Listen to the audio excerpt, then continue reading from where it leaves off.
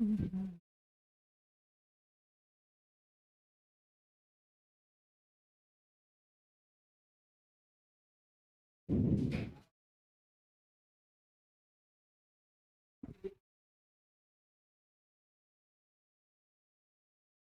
Students, good morning to all. सभी को बहुत बहुत नमस्कार। कैसे हैं आप सभी लोग? राधे राधे। कैसे हैं आप सभी लोग? विशाल, अंगद, रतन, साविया, गोलू, आयुष, गुड मॉर्निंग बेटा। कैसे हैं आप सभी लोग? जल्दी से आप सभी लोग आ जाइए, फिर हम क्या करते हैं, अपनी क्लास स्टार्ट करते हैं। ऑलरेडी हमारी क्लास क्या है, लेट हो चुकी है, तो जल्दी से आप लोग आ जाइएगा सभी लोग, और फिर हम क्या करते हैं, अपनी क्लास स्टार्ट करते हैं। हमारे पास 1 मिनट है, जल्दी से आप सभी लोग क्या है, क्लास में आ जाइए, क्लास ज्वाइन कर लीजिए।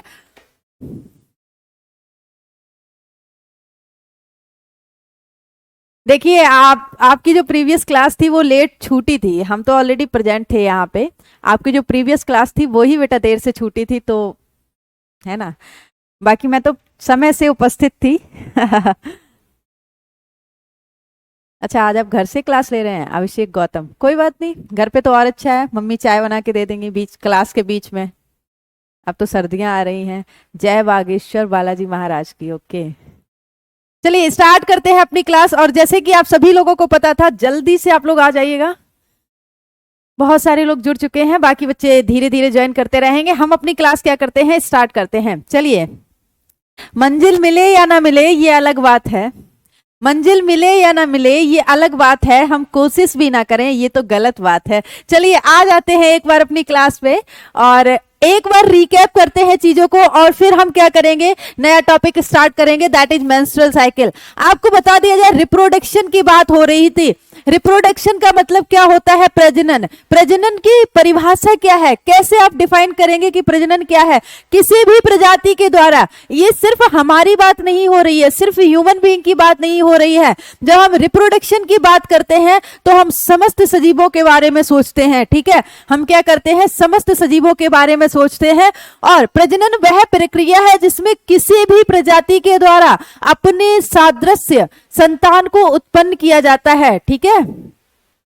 जिसमें हम फिलहाल तो एनिमल रिप्रोडक्शन की बात कर रहे थे, जंतु प्रजनन की बात कर रहे थे, जिसमें हमने क्या देखा था, लोअर ग्रेड, निम्न स्तर के जो जंतु हैं उनमें अलैंगिक जनन देखने को मिल रहा था। जैसे, और अलैंगिक जनन की जब हम बात कर रहे थे तो वहां पे हमने 2 प्रकार देखे थे। पहला क्या देखा था, फ्रेगमेंटेशन देखा था, विखंडन देखा था, और एक क्या देखा था, मुकुलन देखा था, ठीक है।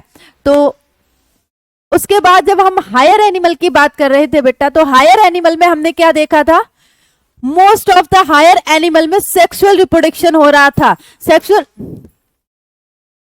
हाँ क्वेश्चन, ओ सेट, आप लोगों के जो क्वेश्चन डीपीपी दिया था उसके आंसर की आप लोगों को अभी तक प्रोवाइड नहीं की है। कल थोड़ा सा मैं बिजी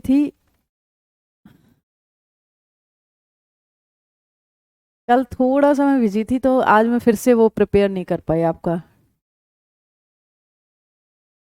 हाँ, इस अभी थोड़ा सा हम टॉपिक कवर कर लें, क्योंकि ऑलरेडी हमने जो आपको डीपीपी दिया था उसमें फीमेल रिप्रोडक्टिव सिस्टम तक के क्वेश्चन इंक्लूड किए थे ऑलरेडी, है ना।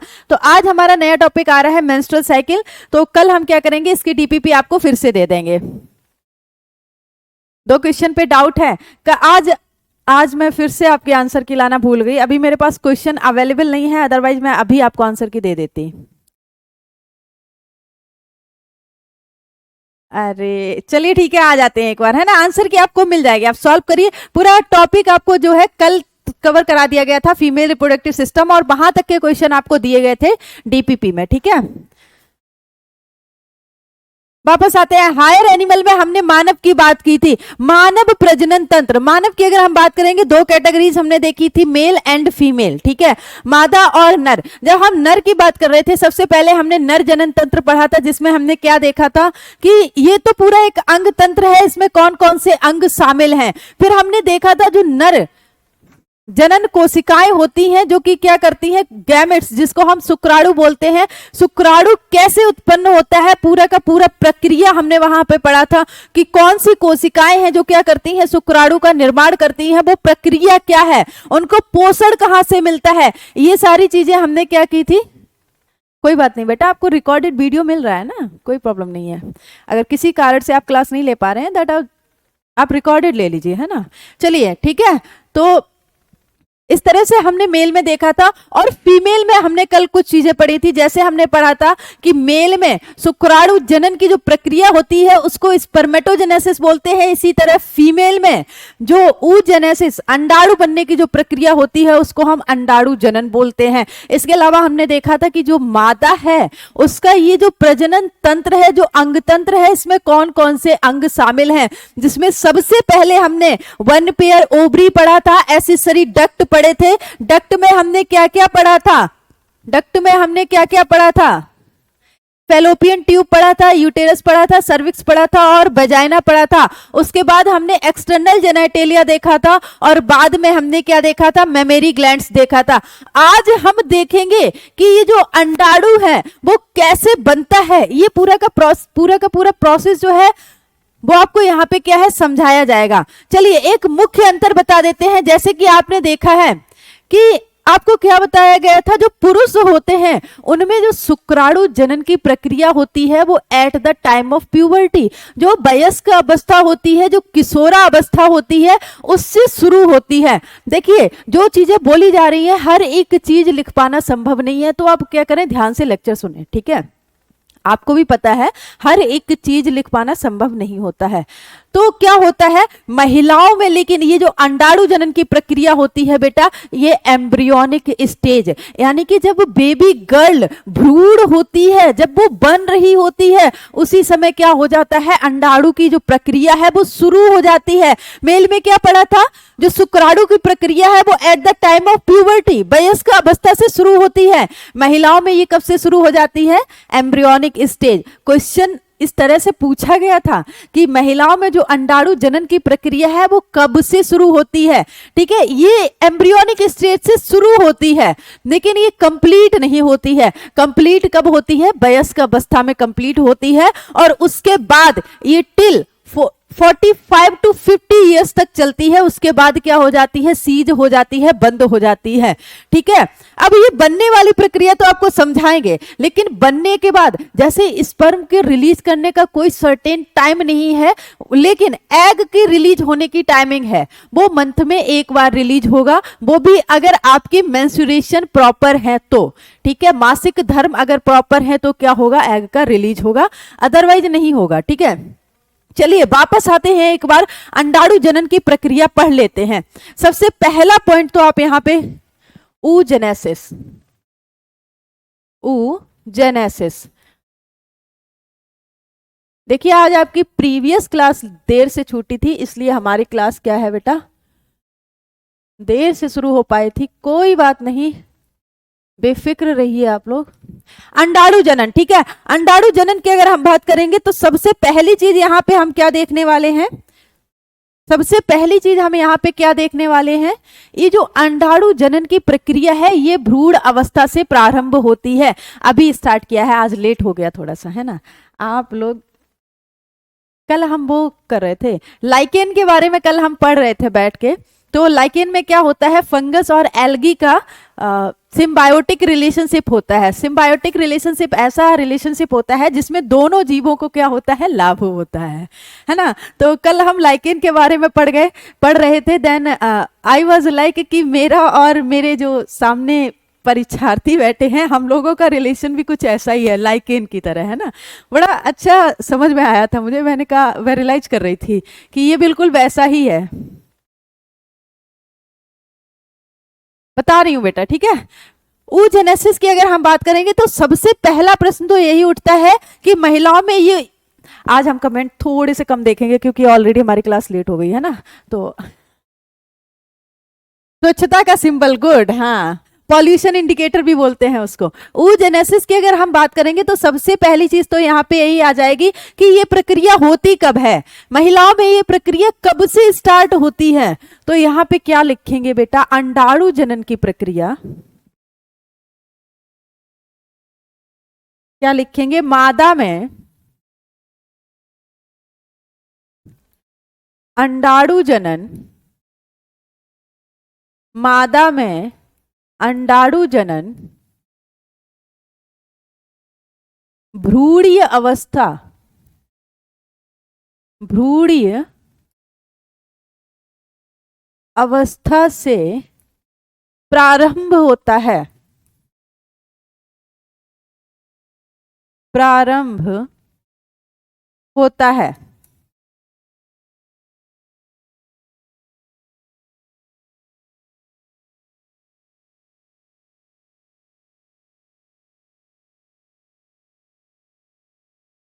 चलिए इंग्लिश में भी लिखते हैं, oogenesis। ये एक मेन डिफरेंस है, oogenesis और स्पर्मेटोजेनेसिस, अंडाणु जनन तथा शुक्राणु जनन का एक अंतर भी है। शुक्राणु जनन कब होता है? प्यूबर्टी, वयस्क अवस्था में। अंडाणु जनन कब होता है? भ्रूणीय अवस्था में। हाँ, टीनेजर्स, देखिए ये स्टार्ट यहां से होता है, oogenesis एक तरह से स्टार्ट हो जाती है जब बेबी क्या होता है, अपनी माँ के पेट में होती है, ठीक है। तो वहां पे जब सेल हमारे डिवाइड कर रहे होते हैं, माइटोसिस मियोसिस चल रहा होता है, तो उस दौरान क्या होता है, ये जो oogenesis की प्रक्रिया है वो स्टार्ट हो जाती है। oogenesis भी कैसे होता है, जैसे आपने देखा था कि जो हमारे टेस्टिस थे उनके अंदर सेमनीफेरस ट्यूब्यूल थी, देन उनमें क्या था, स्पर्मेटोगोनिया था, शुक्राणु जन थे, उसके अंदर शुक्राणु बन रहे थे। ऐसे ही अगर आप ओवरी में जाएंगे तो वहां पे फॉलिकल्स होते हैं, पुटिकाएं होती हैं जिनके अंदर क्या होता है, अंडाणु बन रहा होता है। तो वहां पे क्या होता है, पुटिकाएं बनना शुरू हो जाती हैं, वो भी क्या है, अ पार्ट ऑफ स्पर्मेटोजेनेसिस। लेकिन पूरी तरह से हमारा जो एग है वो कब बनता है, at the time of puberty, वयस्क अवस्था में बनता है, ठीक है। चलिए वापस आते हैं, स्टार्टिंग की बात पूछी गई है, oogenesis स्टार्ट कब से होता है, तो यहां पे क्या लिखेंगे, oogenesis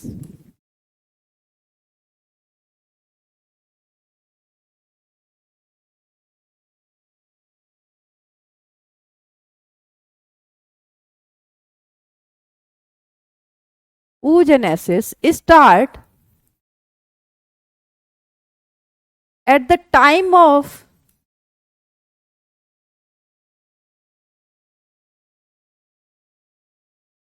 embryonic stage।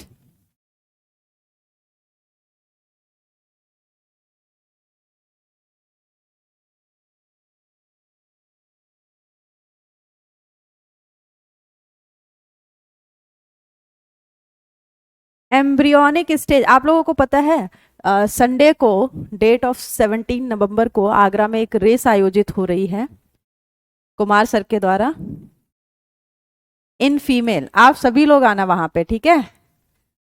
आप सभी लोग क्या होंगे, आएंगे वहां पे, इन फीमेल। फीमेल में अगर हम बात करें तो oogenesis कब होता है, at the time of puberty. आप सभी लोग आइएगा संडे को हमारे यहाँ। हाँ, डीप क्वेश्चन आएगा। चलिए, बेसिकली तो क्वेश्चन ऑर्गन से ही पूछता है, जहां अभी तक मैंने जो एनालिसिस की है, मेंस्ट्रुअल साइकिल से आते हैं, निषेचन से आते हैं, लेकिन oogenesis स्पर्मेटोजेनेसिस पे बहुत डीप क्वेश्चन नहीं फ्रेम होते हैं ना। अच्छा, बहुत दूर है आगरा, जो आगरा के अगल बगल के हैं वो आ सकते हैं, ठीक है। आप सभी लोगों का इन्विटेशन है। 17 नवंबर को संडे को हमारे यहाँ एक रेस आयोजित हो रही है आगरा में, तो जो लोग आगरा के अगल बगल हैं वो इस मौके का फायदा उठाएं, वो क्या करें, इस मौके का फायदा उठाएं जरूर।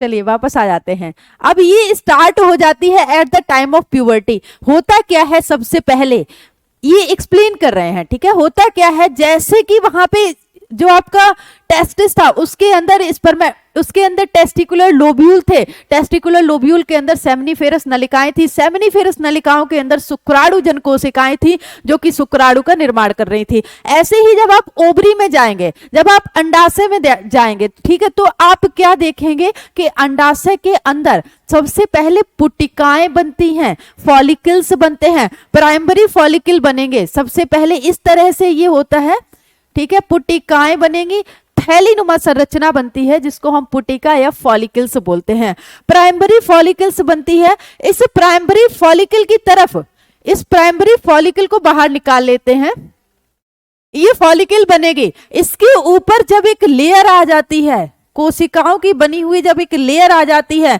तो इसी को हम क्या बोल देते हैं, सेकेंडरी फॉलिकल बोल देते हैं, द्वितीयक पुटिका बोलेंगे। अब क्या होता है, ये जो द्वितीयक पुटिका है इसके अंदर भी क्या होते हैं, बहुत सारी कोशिकाएं होती हैं।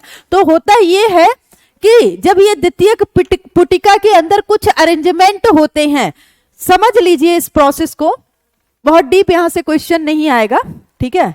यहां से क्वेश्चन oogenesis स्पर्मेटोजेनेसिस के प्रोसेस से क्वेश्चन बहुत कम फ्रेम होते हैं। हाँ, हमारे नीट लेवल का ये थोड़ा हो जाता है, लेकिन समझ लीजिए।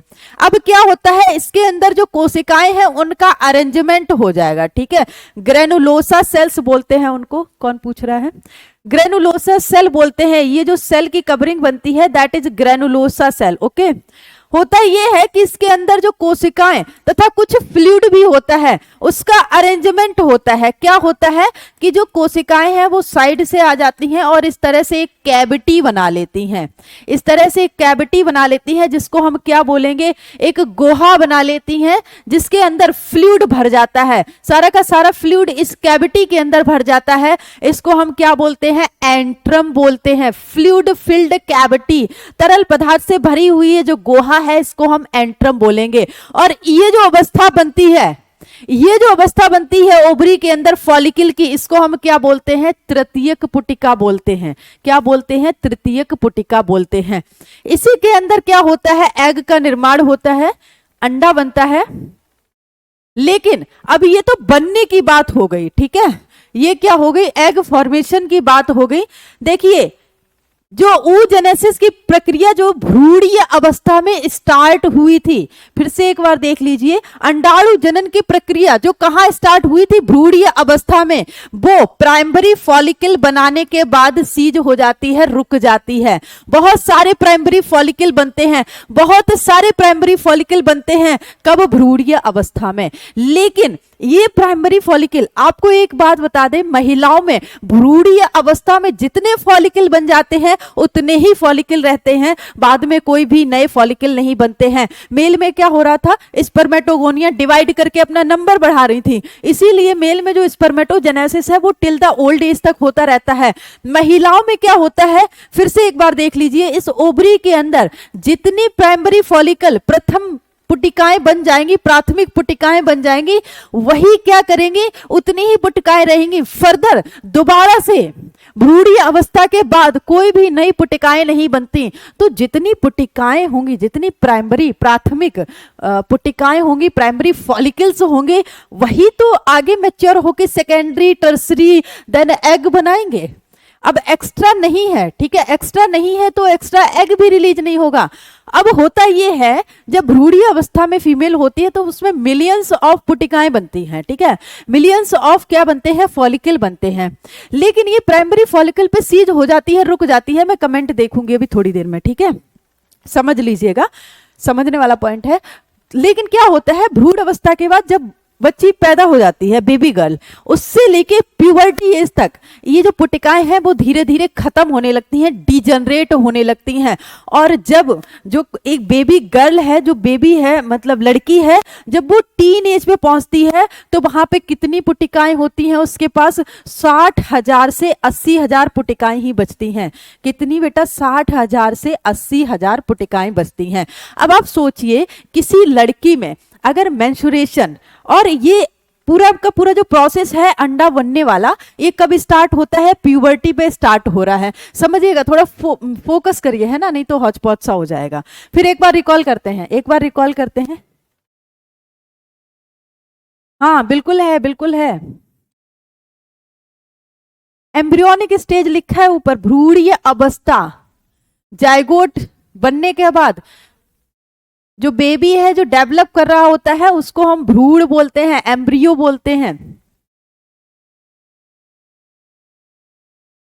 चलिए आ जाते हैं एक बार वापस से, फिर से समझ लीजिएगा, समझ लीजिए, यहां से समझना जरूरी है, यहां से समझ के जाएंगे आगे कॉन्सेप्ट समझ आ जाएगा। बेसिकली फैक्ट जो है वो आपको बता रहे हैं कि इतना डीप क्वेश्चन फ्रेम नहीं होगा, ये नीट लेवल का है, इतना डीप आपके क्वेश्चन फ्रेम नहीं होंगे जहां तक मैंने एनालिसिस किया है। लेकिन समझ लीजिए, यहां से समझेंगे तो आगे बहुत क्लियर हो जाएगा। क्या होता है बेटा, ओवरी के अंदर, मैं रिकॉल कर रही हूं, फिर से समझिएगा, ओवरी के अंदर जैसे वहां पे टेस्टिस, वृषण के अंदर 250 क्या होते थे, टेस्टिकुलर लोब्यूल होते थे, वृषण कोष होते थे। एक वृषण कोष के अंदर 2 से 3 सेमिनिफेरस नलिकाएं होती थी। उन नलिकाओं के अंदर क्या होता था, शुक्राणुजन कोशिकाएं जो कि शुक्राणु का निर्माण कर रही होती थी। इसी तरह अगर आप ओवरी के अंदर जाएंगे तो ओवरी के अंदर क्या होता है, कोशिकाएं होती हैं जो क्या करती हैं, जब ओवरी बन रही होती है, मान लीजिए भ्रूणीय अवस्था है, ठीक है, क्या है, भ्रूणीय अवस्था है, मतलब जब भ्रूणीय अवस्था का मतलब है जायगोट बनने के बाद जब डेवलपमेंट हो रहा होता है, बेबी बन रहा होता है, उसके अंग बन रहे होते हैं, जब ओवरी बनता है उसी समय ओवरी बनने के साथ साथ क्या होता है, प्राइमरी फॉलिकल भी बनने लगते हैं। क्या होने लगते हैं, प्राइमरी फॉलिकल भी बनने लगते हैं। और भ्रूणीय अवस्था में ही इस एक ओवरी के अंदर मिलियंस ऑफ फॉलिकल्स बनते हैं। कितने बनते हैं, मिलियंस ऑफ फॉलिकल बनते हैं। लेकिन ये क्या है, प्राइमरी फॉलिकल प्रथम पुटिका बनने के बाद ये जो प्रोसेस है वो यहीं पे रुक जाता है। जब बेबी गर्ल जो है जब पाश्चुरेशन हो जाता है पैदा होने के बाद से, ये जो प्रोसेस चल रहा था oogenesis का वो रुक जाता है, ठीक है। और कब तक रुका रहता है, at the time of puberty.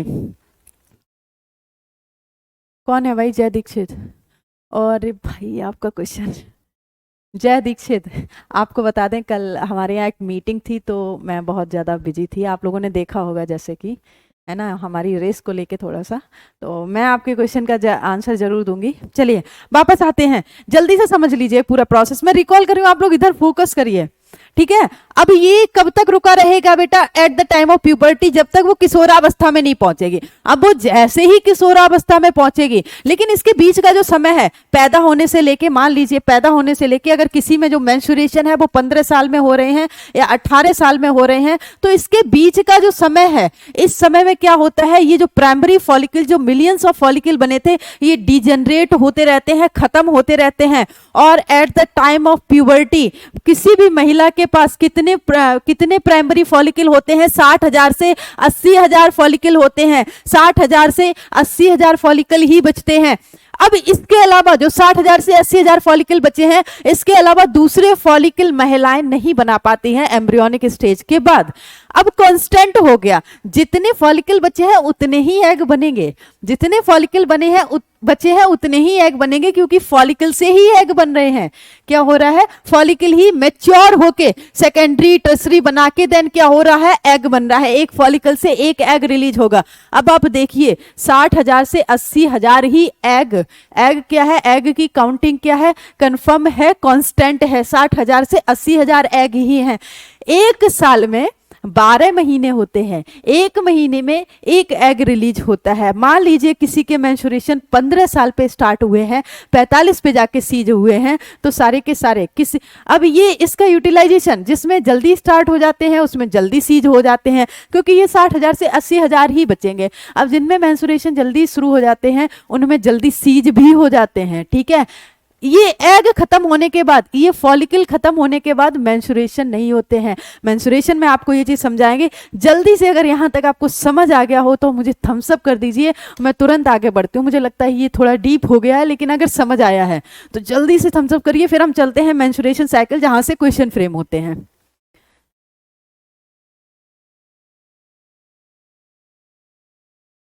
नहीं, मेंस्ट्रुएशन, अरे वो क्या बोल रहे हैं, बेबी बॉय में तो ये एम्ब्रियोनिक स्टेज में ऐसा कोई सीन ही नहीं होता है। बेबी बॉय में तो एम्ब्रियोनिक स्टेज में ऐसा कोई सीन ही नहीं होता है। हाँ चलिए ठीक है, आगे चलते हैं। इसको हम रफ करें या ऐसे लिखा रहने दें, चलिए ये चीज रफ करते हैं। इसको हम क्या करते हैं, एक बार रफ करते हैं। ओ भाई रुक जा, चलिए ये सभी लोगों को समझ आ गया और मुझे इस बात की खुशी है कि आप लोगों को क्या है, समझ आ गया है, ठीक है। आगे अगर हम चलेंगे, हम मेंस्ट्रुएशन की बात कर लेंगे। मेंस्ट्रुअल साइकिल जिसको हम क्या बोलते हैं, आवर्त चक्र बोलते हैं। महिलाओं में ये जो आवर्त चक्र होता है जिसको मासिक धर्म भी बोलते हैं, ठीक है, क्या बोलते हैं, हाँ बिल्कुल है। आप जाइए, आप मतलब आप लोग क्या करते रहते हैं, इस तरह के क्वेश्चन मत पूछा करिए, मुझे डाउट होने लगता है कि चल क्या रहा है आप लोगों का।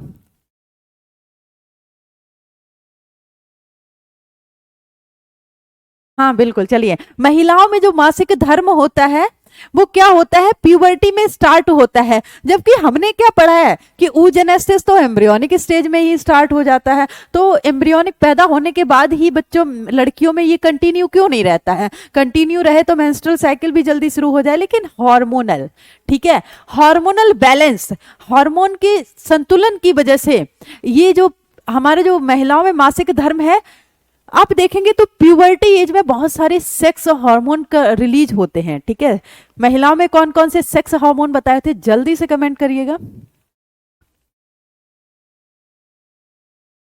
जल्दी से कमेंट करके आप लोग बता दीजिए महिलाओं में कौन कौन से। हाँ हाँ, तो मासिक धर्म स्टार्ट होता है। गुड, चलिए अरुण सर का आवारा पशु, भाई क्या क्या नाम लिखते रहते हैं आप लोग।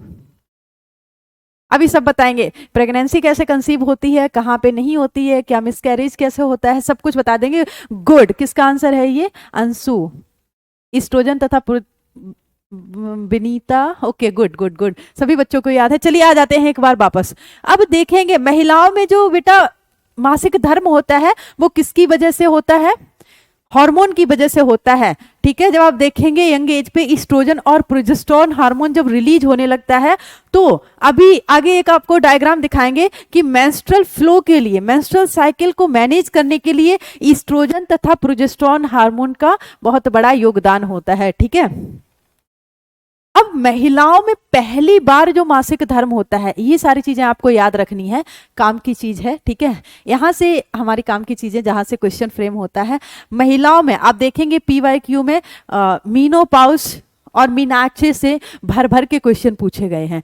महिलाओं में पहली बार जो मासिक धर्म होता है, पहली बार जब लड़की युवावस्था में होती है, तो पहली बार जो मासिक धर्म होता है उसके लिए एक पर्टिकुलर टर्म यूज किया गया है। वो क्या होता है, लिखा गया है कि प्रथम रजोधर्म की शुरुआत यौवन आरंभ पर होती है, जिसे रजो दर्शन कहते हैं। क्या कहते हैं, रजो दर्शन कहते हैं। अच्छा, कहीं कहीं का कल्चर होता है, आपने देखा होगा साउथ इंडियन की तरफ अगर आप जाएंगे तो महिलाओं में जब पहली बार ये मासिक धर्म होता है तो उनके यहाँ बहुत इज्जत दी जाती है लड़कियों को, है ना, एक तरह से रस्म की जाती है, पूजा वूजा की जाती है और रस्म की जाती है जब पहली बार लड़कियों को मेंस्ट्रुअल प्रॉब्लम होती है। मुझे लगता है कि हर किसी की इन सारी चीज़ों को लेके हर किसी की मानसिकता ऐसी होनी चाहिए, है ना। हमारे यहाँ क्या सीन है कि अगर हम खुलेआम पैड भी ले रहे हैं तो लोगों को प्रॉब्लम हो जा रही है ना, कि अरे कितनी ओपन माइंडेड लड़की है ना, दुकान से खुलेआम पैड लेके जा रही है। मुझे लगता है हर लड़के और हर लड़की की ये मानसिकता होनी चाहिए,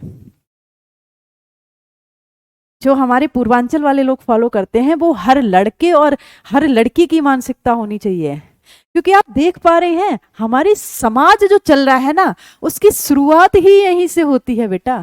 हमारा जो समाज चल रहा है उसकी शुरुआत ही यहीं से होती है, ये कोई अपवित्र चीज नहीं है।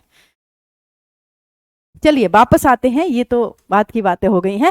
पहली बार महिलाओं में जो मासिक धर्म होता है उसको हम क्या बोलते हैं, रजो दर्शन बोलते हैं, यानी कि मीनाक्षी बोलेंगे। और ये इसको आप स्टार मार्क कर सकते हैं। ठीक है, इसको क्या है, आप स्टार मार्क कर सकते हैं और अपने शॉर्ट नोट्स में इंक्लूड कर सकते हैं। अब आपको बता दें, ये जो मेंस्ट्रुएशन का प्रोसेस होता है, पूरा का पूरा जो प्रोसेस है उसको कंप्लीट होने में 1 मंथ लगता है। पूरा का पूरा जो प्रोसेस है उसको कंप्लीट होने में 1 मंथ लगता है। थोड़ा सा समझा देते हैं, जैसे महिलाओं में मासिक धर्म होता है, मान लीजिए किसी लड़की में जो मेंस्ट्रुएशन है वो 1 अक्टूबर से शुरू हुए, 1 अक्टूबर से 3 अक्टूबर 5 अक्टूबर तक मेंस्ट्रुअल फ्लो होता है, यानी कि ब्लीडिंग होती है, रक्तस्राव होता है। उसके बाद क्या होता है, जो फॉलिकल होते हैं वो डेवलप होने लगते हैं। फॉलिकल क्या होने लगते हैं, डेवलप होने लगते हैं। प्राइमरी फॉलिकल्स जो हैं, ठीक है, उन प्राइमरी फॉलिकल का मैच्योरेशन कब हो रहा होता है, मेंस्ट्रुअल साइकिल के दौरान होता है। ऐसा नहीं है कि ऑलरेडी सारे प्राइमरी फॉलिकल मैच्योर हो जाएंगे, सारे प्राइमरी फॉलिकल मैच्योर हो जाएंगे तो एग बन जाएगा। ठीक है, होता क्या है कि प्राइमरी फॉलिकल पड़े रहते हैं। हर मंथ में क्या होता है, प्राइमरी फॉलिकल डेवलप होते हैं, सेकेंडरी टर्सरी फॉलिकल बनाते हैं, और फिर क्या होता है बीच में, जैसे मान लीजिए 1 अक्टूबर को किसी के पीरियड्स आए हैं, मेंस्ट्रुएशन हुए हैं, इसे 1 अक्टूबर से जब डे ऑफ 14 पे पहुंचेंगे तो यहाँ पे क्या होता है, जो एग मैच्योर हुआ है अगर उसको स्पर्म नहीं मिल रहा है, यहाँ पे क्या होगा, जो एग मैच्योर होगा वो क्या हो जाएगा, रिलीज हो जाएगा डे ऑफ 14 पर। अब रिलीज होने के बाद अगर उस एग का फर्टिलाइजेशन हो जा रहा है स्पर्म के साथ, देन तो वो क्या बना लेगा, जाइगोट बना लेगा। लेकिन अगर नहीं हो पा रहा है तो दोबारा से फिर से क्या होगा, जो एंडोमेट्रियम लेयर है, जो सबसे अंदर वाली यूटेरस की परत है, उसकी वजह से मेंस्ट्रुएशन होते हैं। ठीक है, उसकी वजह से मेंस्ट्रुएशन होते हैं। पूरा का पूरा प्रोसेस अभी आपको बता रहे हैं। 1 मिनट रुकिए, थोड़ा सा कॉम्प्लिकेटेड है, मुझे ऐसा लग रहा है कि हाँ कैसे डिस्क्राइब करें, कैसे समझ आएगा आप लोगों को। चलिए वापस आ जाते हैं एक बार। तो ये पूरा का पूरा जो प्रोसेस है महिलाओं में, ये 28 होगा, यहाँ पे 20 नहीं होगा। इसको कंप्लीट होने में, इसको दोहराने में, मतलब एक बार मेंस्ट्रुएशन होने के बाद पूरा का पूरा प्रोसेस, एग का बनना, फिर एग का रिलीज होना, फिर दोबारा एंडोमेट्रियम परत बनना, फिर उसका डिग्रेडेशन होना, उसका टूटना, विखंडन होना, इस पूरे प्रोसेस को कितना समय लगता है, 28 से 30 दिन लगते हैं। कितना समय लगता है, 28 से 30 दिन लगते हैं। एक बार ये पढ़िए, फिर बताते हैं ऐसा क्यों होता है। एक रजोधर्म से दूसरे रजोधर्म के बीच घटना चक्र को आवर्त चक्र कहते हैं, इसीलिए इसको क्या बोला गया है, आवर्त चक्र बोला गया है, क्योंकि ये जो प्रोसेस है वो अपने आप को बार बार रिपीट करता है। ये जो प्रोसेस है मेंस्ट्रुएशन का, वो हर मंथ, हर महीने क्या होता है, रिपीट होता है, दोहराता रहता है अपने आप को। बेटा हार्मोनल प्रॉब्लम होती है बहुत बार। मेंस्ट्रुएशन डिले होने का रीजन ये भी हो सकता है कि हम स्ट्रेस लेते हैं। ठीक है, स्ट्रेस इशू हो सकता है, स्लीपिंग एंड वेकिंग, सोना और जागना। ठीक है, हमारी जो सर्केडियम रिदम है उसका बहुत फर्क पड़ता है इन सब चीजों पे। बाकी तो मोस्टली जो कॉजेज रहते हैं वो हार्मोनल डिसबैलेंस ही रहते हैं। चलिए एक बार आपको बता देते हैं होता क्या है। हमारा जो भ्रूण विकसित होता है, आज हमने बहुत कम ही कवर कर पाया है, चलिए कोई नहीं। हमारा जो भ्रूण विकसित होता है, मान लीजिए सपोज करिए कि एक महिला है, एक पुरुष है, दोनों ने इंटीमेट किया। इंटीमेट करने के बाद क्या हुआ, फर्टिलाइजेशन हो गया। फर्टिलाइजेशन हो गया, ठीक है, जायगोट बन गया। अब वो जायगोट कहाँ पे डेवलप हो रहा होगा, डेवलप कहाँ पे डेवलप हो रहा होगा, उनमें ऑयस्ट्रस साइकिल होती है, उसके बारे में भी बताएंगे। ठीक है, ये कहाँ पे डेवलप हो रहा होगा बेटा, जो आपको क्या बताया था, यूटेरस गर्भाशय। उस गर्भाशय में 3 परतें होती हैं। सबसे बाहर वाली जो परत होती है उसको हम पेरीमेट्रियम बोलेंगे, बीच वाली जो होगी उसको मायोमेट्रियम बोलेंगे, सबसे अंदर वाली जो परत होगी उसको एंडोमेट्रियम बोलेंगे। अब ये परतें जो है ना, यूटेरस की 3 परतें, इन तीनों परतों के अलग अलग काम हैं। यूटेरस की गर्भाशय की जो 3 परतें बताई है ना, इन तीनों परतों के अलग अलग काम हैं। अब सबसे अंदर वाली परत हमारे काम की है यहाँ पे मेंस्ट्रुएशन में। ध्यान से सुनिए आप लोग, मैं इतना समझाने की कोशिश कर रही हूँ, 2 मिनट आप लोग सुन सकते हैं ना ध्यान से। चलिए जल्दी से आ जाइए। तो क्या होता है, सबसे अंदर वाली जो परत होती है वो अपने आप को तैयार करती है। उसको लगता है एग रिलीज हुआ है, ठीक है, उसको क्या लगता है, एग रिलीज हुआ है, फर्टिलाइजेशन होगा, जायगोट होगा, एम्ब्रियो बनेगा, और एम्ब्रियो का पोषण, एम्ब्रियो को जो साइड प्रोवाइड होगी वो हम कराएंगे। तो एंडोमेट्रियम लेयर जो है वो अपने आप को तैयार करती है। जैसे ही एग रिलीज होता है, एग रिलीज होने के बाद क्या होता है, जो हमारी सबसे अंदर वाली परत है वो अपने आप को तैयार करती है एम्ब्रियो के पोषण के लिए। लेकिन जब एग फर्टिलाइज नहीं कर पाता है, जब अंडा क्या नहीं कर पाता है, निषेचन नहीं करता है, तो वो एंडोमेट्रियम लेयर जो है वो वापस से टूटने लगती है। लास्ट में जाके क्या होता है, जब अंडे का निषेचन नहीं होता है तो वो लेयर जो अपने आप को प्रिपेयर कर रही होती है, लास्ट में जाके जब हार्मोनल बैलेंस, हार्मोन लेवल जब बढ़ता है तो वो लेयर फिर से टूटने लगती है। वो लेयर का टूटना, वो पतली सी लेयर टूट के ही ब्लड के फॉर्म में बाहर आती है, उसी को हम मेंस्ट्रुएशन बोलते हैं, और कुछ नहीं है मेंस्ट्रुएशन।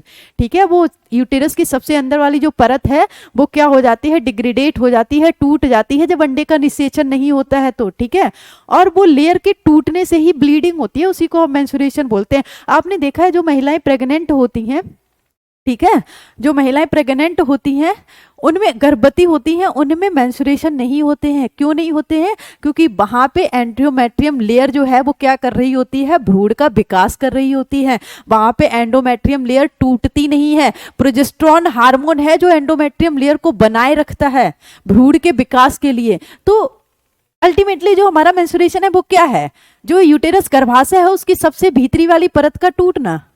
क्वेश्चन भी आएगा, ठीक है, क्वेश्चन भी आएगा अभी आगे।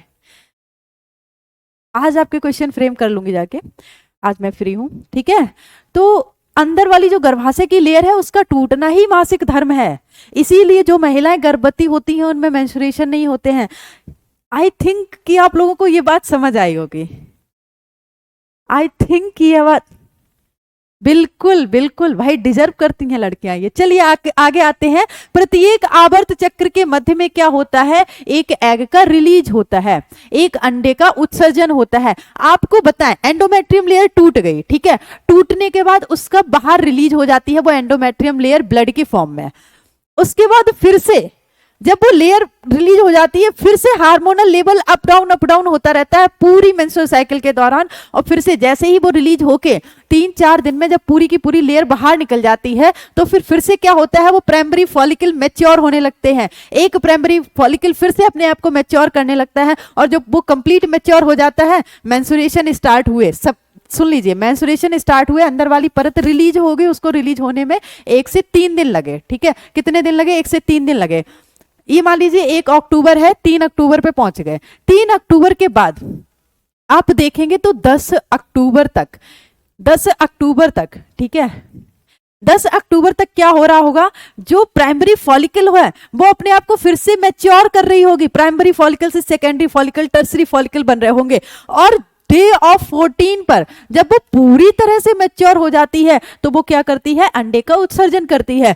वो 10 से 14 के बीच में कभी भी मैच्योर हो सकती है और अंडे का उत्सर्जन हो सकता है। आगे आप चलेंगे तो यहाँ पे 17 भी मेंशन कर लीजिए, क्योंकि अंडे का जो उत्सर्जन है वो 10 से 17 के बीच में कभी भी हो सकता है, 1 सप्ताह के बीच में, ऐसा कोई कांस्टेंट नहीं। अगर वो मान लीजिए 10 दिन में मैच्योर हो गई है तो एग का रिलीज 10 डेज पे हो जाएगा। लेकिन मोस्टली जो प्रोबेबिलिटी होती है, ज्यादातर जो संभावना होती है अंडे के उत्सर्जन की, वो डे ऑफ 14 पे होती है। अभी आपको एक बहुत ही इंपॉर्टेंट फैक्ट पता चलने वाला है, ठीक है। अब डे ऑफ 17 के बाद जब ये यहां से जो एग रिलीज हुआ है, इस दौरान अगर वो फर्टिलाइज नहीं किया है तो जो एंडोमेट्रियम लेयर बनी थी वो फिर से टूटने लगेगी। वो फिर से क्या हो जाएगी, हार्मोनल लेवल की वजह से टूटने लगेगी। और फिर से जब हम यहां पे पहुंचेंगे 17 से 28 तक पहुंचेंगे तो धीरे धीरे वो लेयर क्या हो जाएगी, पूरी तरह से टूट जाएगी और ब्लड की फॉर्म में बाहर आ जाएगी। और यहां से फिर से ये साइकिल अपने आप को रिपीट करेगी और मेंस्ट्रुएशन स्टार्ट हो जाएगा। अब आपको बताते हैं, जैसा यहां पे क्या दिया गया है, अंडे के उत्सर्जन का जो समय होता है वो 10 से 17 के बीच में होता है। मान लीजिए किसी महिला में जो मेंस्ट्रुएशन है, मासिक धर्म है, उसके 1 सप्ताह तक आप क्या है, इंटीमेट हो सकते हैं, इंटरकोर्स कर सकते हैं, सेफ है, सेफ पीरियड इसको बोलते हैं। ये जो आगे वाले 7-10 दिन है, 7 दिन है, ये क्या है, सेफ पीरियड है इंटरकोर्स के लिए, संभोग के लिए। उसके बाद ये जो 1 सप्ताह है इसको हम फर्टाइल पीरियड बोलते हैं। इसको हम क्या बोलते हैं, फर्टाइल पीरियड बोलते हैं। 12 ईयर में अगर मेंस्ट्रुएशन स्टार्ट हो जाएंगे तो हो सकती है ना, बिना मेंस्ट्रुएशन के ये नहीं हो सकता है। बेटा अभी कमेंट देख रहे हैं, एक प्रोसेस तो एटलीस्ट मैं कंप्लीट कर लूं। देखिए किसी भी चीज का, मान लीजिए आपकी बॉडी से अगर स्किन हटेगी, दर्द होगा ना, ऑब्वियस सी बात है। इंटीग्रेशन होता है, यूटेरस की परत टूट रही होती है तो उसकी वजह से क्या होता है, पेन फील होता है ना, दर्द होता है। चलिए थोड़ा सा समझिएगा, ये 10 से 17 वाला जो समय है, ये जो 7 दिन है, ये फर्टाइल पीरियड है। इस समय में कभी भी अंडे का उत्सर्जन हो सकता है। और कोई भी महिला प्रेग्नेंट, गर्भवती तभी होगी जब उसमें अंडे का उत्सर्जन होगा। उस दौरान अगर वो संभोग करेगी, ठीक है, तो अगर स्पर्म जाएगा तो क्या होगा, फर्टिलाइज हो जाएगा एग के साथ स्पर्म। तो ये फर्टाइल पीरियड है, ये क्या है, फर्टाइल पीरियड है। इसके बाद डे ऑफ 17 to 28 ये क्या है, सेफ पीरियड है। चलिए आई थिंक ये आपको बहुत अच्छे से क्लियर हो गया होगा